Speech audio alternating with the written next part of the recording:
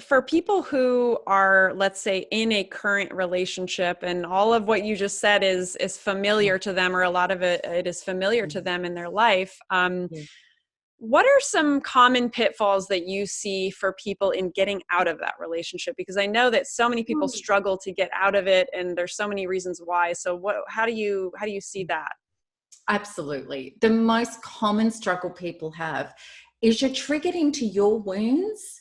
So if somebody's invalidating you or telling you that you're not to be trusted, they're projecting all this stuff at you. And when we are still carrying the wounds from our childhood about how people have shamed us and blamed us and how they haven't loved and accepted us, unconsciously, we're trying to get the narcissist to be our source of security. So we're going to hook in, trying to explain and justify and get them to love us and get them to change our mind, because unconsciously we've handed over the power of our identity to this person. And that's the most dangerous pitfall, is to stay hooked in, trying to get that person to love you, approve of you, or provide your security and your survival. And the more you do that, the more you feed the demon, you give the narcissistic supply, the more you hand them the bullets to shoot you with, and the worse and worse and worse it gets. You cannot change insanity into sanity, and you can't change self-absorbed narcissism into caring for you and loving you. And the more we do that, the less we love and care about ourselves. Mm-hmm. Got it. Mm-hmm. Yeah. That's the biggest pitfall. Any others that you want to share?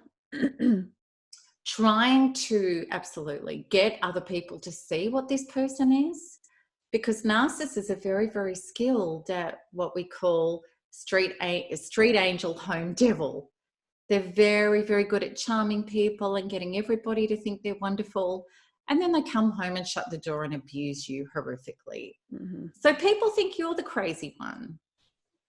And when our persecution programs are triggered and feeling lack of support, we try to get people and authorities and all sorts of people to understand us and realize who this person is.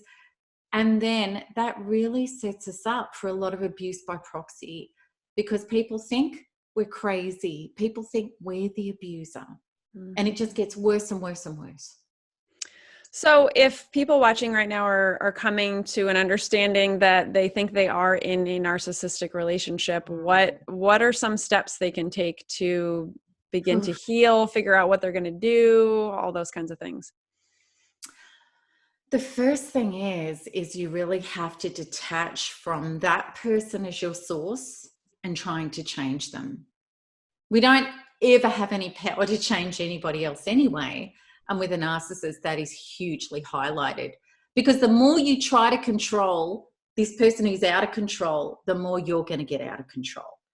So you have to detach, and of course, I'm going to love you to get onto my free courses and look at my materials and really strongly consider the Narcissistic Abuse Recovery Program, because what that is all about is you detach, and then we come inside to be able to work out and heal through not so much of what's happening to me, which we have no power to control or heal, but deeply why this is happening to me.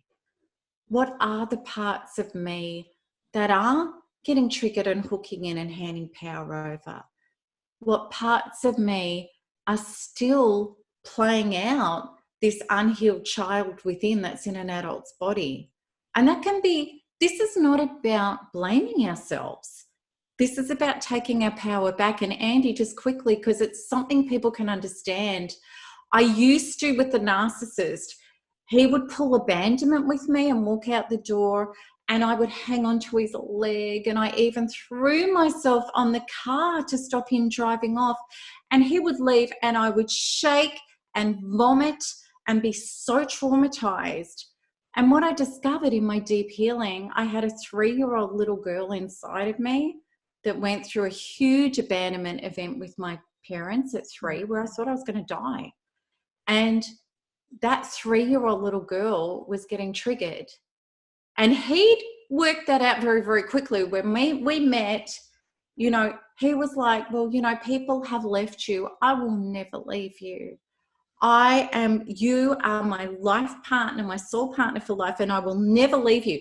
So he showed up as uber present.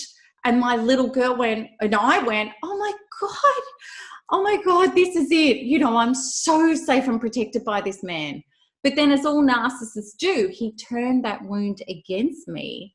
And that's how he hooked me and had me coming back for more, and could project his inner trauma onto me and punish me for not being able to fix it, which nobody ever can. So this whole cycle. But it wasn't until, and when he left, you know, initially, that was before the breakdown, I'd done a year of such addiction and white knuckling and just complete trauma, worse than a heroin addict. Heroin addicts have told me that narcissistic abuse is 10 times harder to get off. And I agree, even though I've never taken heroin. But that's what it was like. But once I turned inwards and healed that little girl up into, with quantum freedom healing and with my system, into being safe inside, there was no addiction or pull to him at all. I was done.